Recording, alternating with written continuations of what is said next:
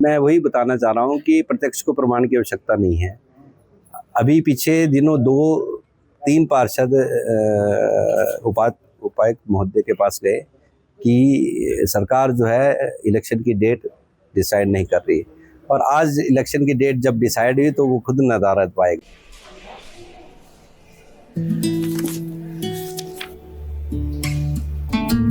अब नहीं चलेगा।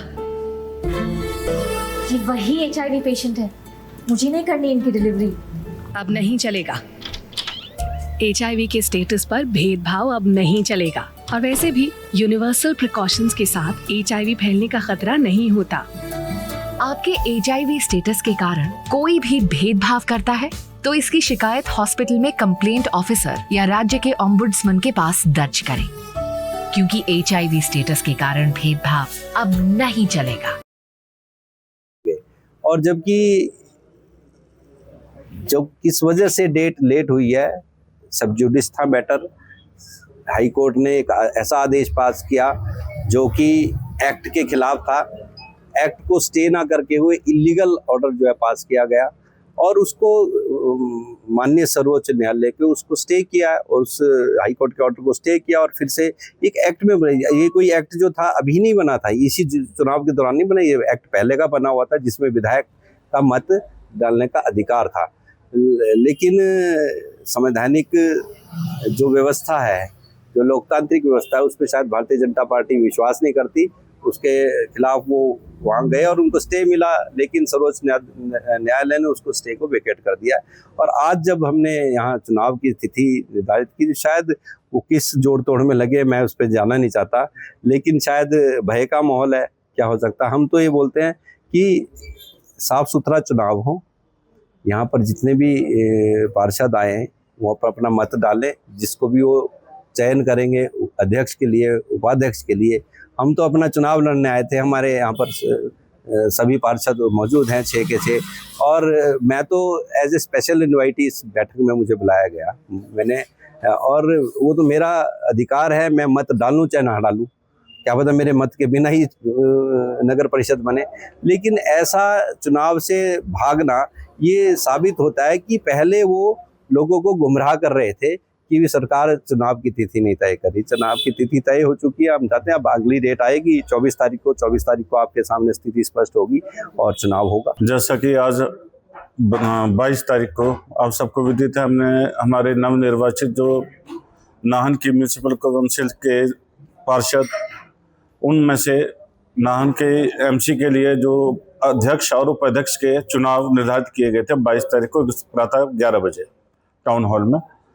बट किन्हीं कारणों से हमारा जो रिक्वायर्ड कोरम था 3/4, मतलब कि 10 पार्षदों की उपस्थिति अनिवार्य थी, परंतु हमारे आज सिर्फ 6 पार्षद उपस्थित पाए गए। तो इन कारणों के चलते हमारे आज का जो चुनाव इन्हीं कारणों के चलते पूर्ण नहीं हो पाया।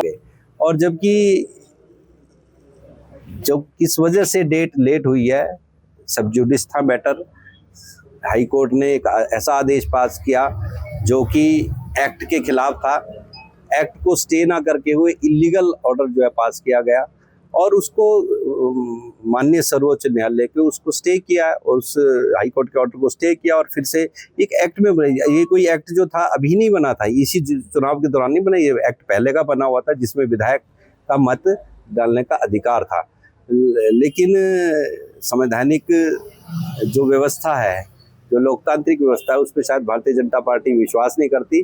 उसके खिलाफ वो वहाँ गए और उनको स्टे मिला, लेकिन सर्वोच्च न्यायालय ने उसको स्टे को वेकेट कर दिया। और आज जब हमने यहाँ चुनाव की तिथि निर्धारित की, शायद वो किस जोड़ तोड़ में लगे मैं उस पर जाना नहीं चाहता, लेकिन शायद भय का माहौल है, क्या हो सकता है। हम तो ये बोलते हैं कि साफ सुथरा चुनाव हो, यहाँ पर जितने भी पार्षद आए हैं वो पर अपना मत डालें, जिसको भी वो चयन करेंगे अध्यक्ष के लिए, उपाध्यक्ष के लिए।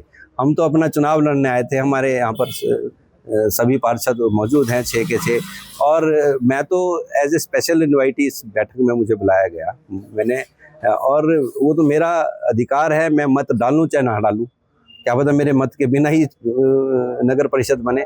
लेकिन ऐसा चुनाव से भागना ये साबित होता है कि पहले वो लोगों को गुमराह कर रहे थे की भी सरकार चुनाव की तिथि नहीं तय करी। चुनाव की तिथि तय हो चुकी है, हम चाहते हैं अब अगली डेट आएगी 24 तारीख को। 24 तारीख को आपके सामने स्थिति स्पष्ट होगी और चुनाव होगा। जैसा कि आज 22 तारीख को आप सबको विदित है, हमने हमारे नवनिर्वाचित जो नाहन की म्यूनिसिपल काउंसिल के पार्षद, उनमें से नाहन के एमसी के लिए जो अध्यक्ष और उपाध्यक्ष के चुनाव निर्धारित किए गए थे 22 तारीख को प्रातः 11 बजे टाउन हॉल में।